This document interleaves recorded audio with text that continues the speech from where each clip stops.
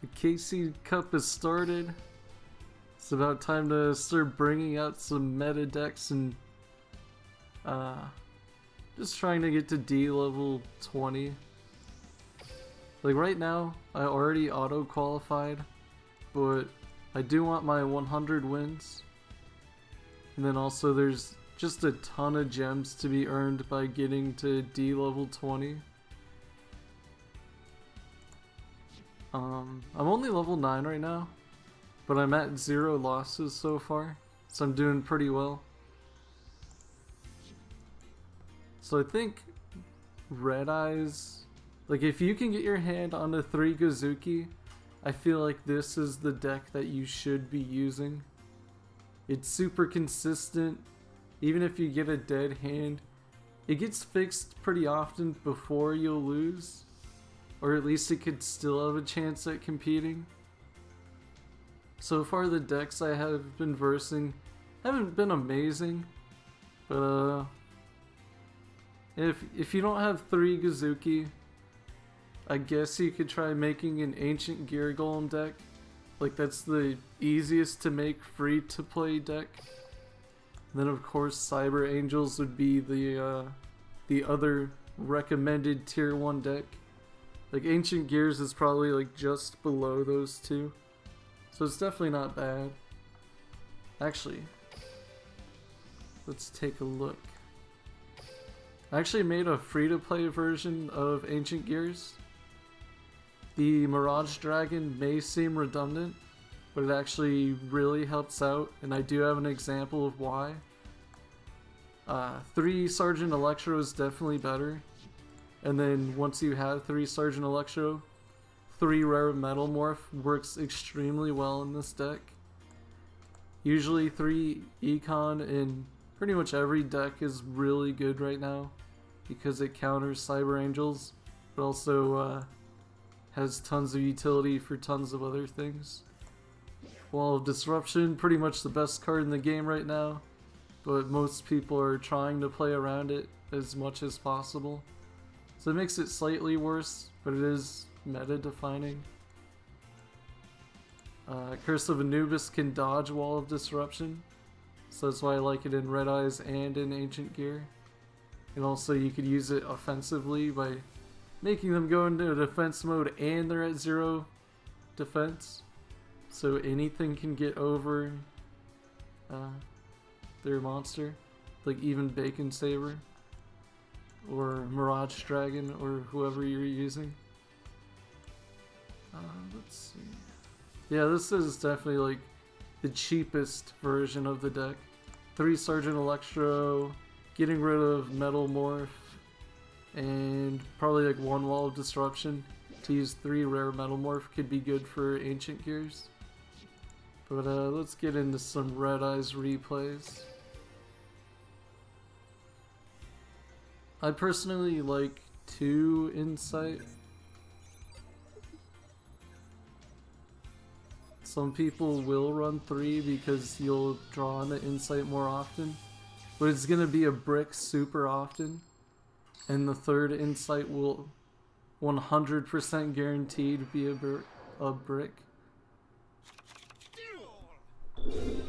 Alright, this hand is okay. I do only run 2 Insights, so overall it's actually pretty good.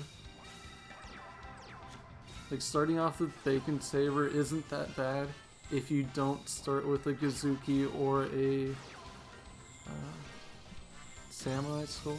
That's what it's called. Oh yeah, this guy was just destroying himself. So let's see, he uses Fire King Island to send him out. Replaces his own Fire King Island, kills his Phoenix. So he has Fire King, a Phoenix coming back, and a Yaksha. So I'm like, alright, I can set up some more. I could also kill Yaksha. Really don't feel like killing Yaksha though. So I just passed my turn. Let his Phoenix just blow his own stuff up. Because if I killed Yaksha, he could kill another Phoenix, or he could blow up his own Fire King Island. And because I didn't let him kill his own Fire King, all of his stuff just dies. And then he gave up at that point and destroyed another Fire King island. So it's just kind of funny how Phoenix works sometimes. Just constantly destroying their own cards.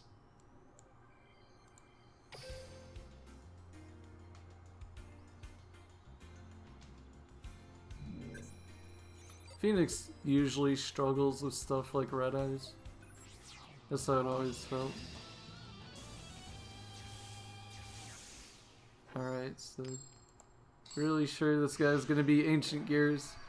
It'll probably be the most common deck you see, unless Cyber Angels is the most common. So that's a really brick hand. I guess he has no monsters though. Then I draw a Bacon Saver. It's not the worst thing in the world, except for the fact that he has an Ancient Gear Beast in his hand and it completely counters it. Alright, he is a Gen X monster. This is the reason why I would throw in, like, if you don't have Electro, at least throw in something like Mirage Dragon.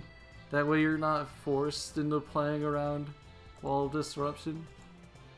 At least attack with Ancient Gear Beast first so you get the full 2k off. Yeah, I'm bricking pretty hard, but he didn't play around Wall.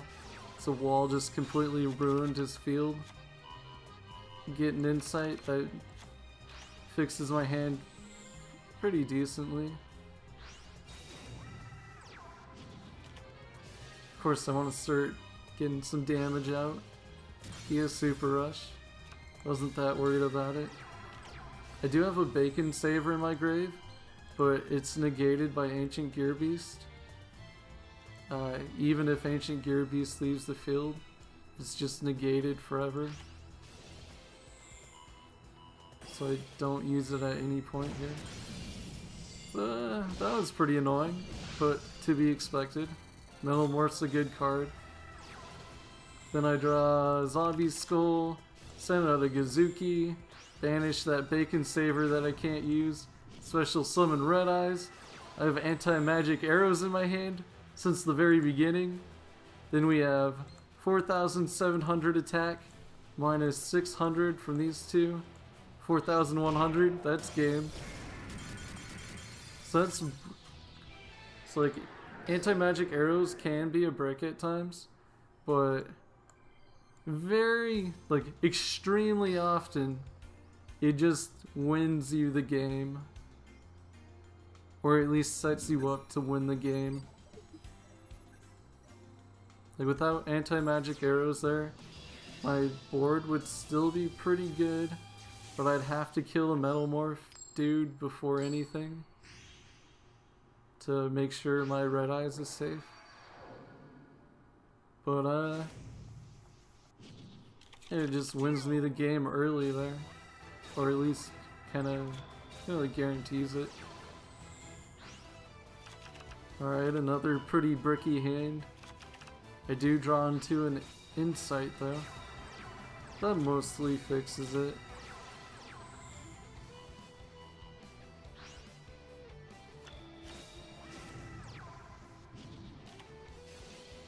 See his Draining Shield.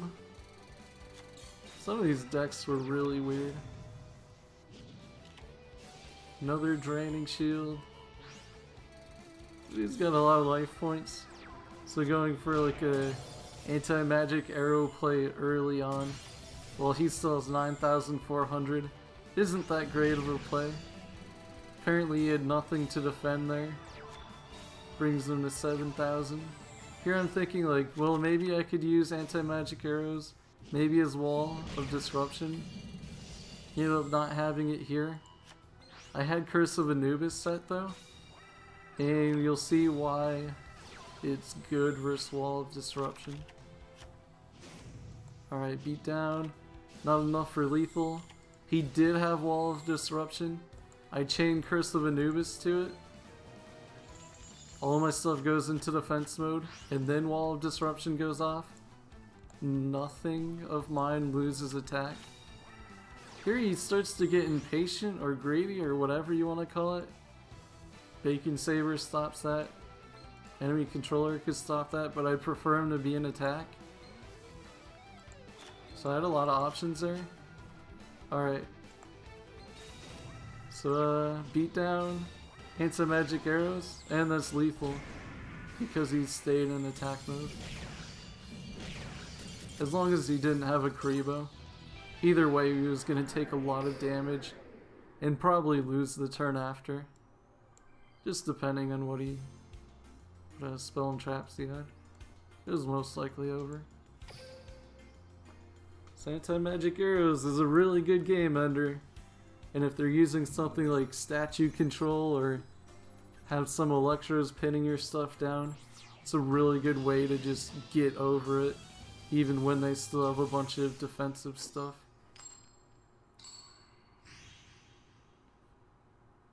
And then usually at that point, if you used it correctly at the right time, you just pretty much take the game from them. Alright, I finally have a pretty normal looking hand. So with Bacon Saber, you'll usually, well, here he was scared to attack. Usually on turn 1, if I have Gozuki, I'll throw out Bacon Saber, even set a defensive card. So like, hopefully he lives one turn, because then I get to use his effects twice. That's pretty huge. So here I mill out another Samurai Skull, use Gozuki, get rid of a Gozuki, banish the skull so I can special summon, and yeah, I really didn't have to do much. I could have did like an econ take play, tried to, I don't know, like force something. It's really not needed though. Like in situations like that, you'll often want to preserve your cards. Like either way, well, like if he has like a Karibo, I really didn't care. But if he used a Karibo on one of them, I would probably just steal his monster and then still win anyways. By sacrificing the monster that gets put into defense mode. So you don't really need to rush things. Alright, here's another brick hand. Then Gozuki fixes it. Mill Red Eyes, revive Red Eyes. I have anti-magic arrows in my hand. He probably doesn't have a Karibo. I don't care too much if he does. If he doesn't, he just loses like that. So anti-magic arrows, I'm actually quite sure that in like every single duel that I've had in like the last 2 or so months, there's only one instance where anti-magic arrows actually had zero impact for me for a duel where I drew it. So it's pretty crazy success rate with anti-magic arrows. I'm not sure why people don't believe it's that good. It's actually like super clutch most of the time. Yeah, that's all for this deck right now.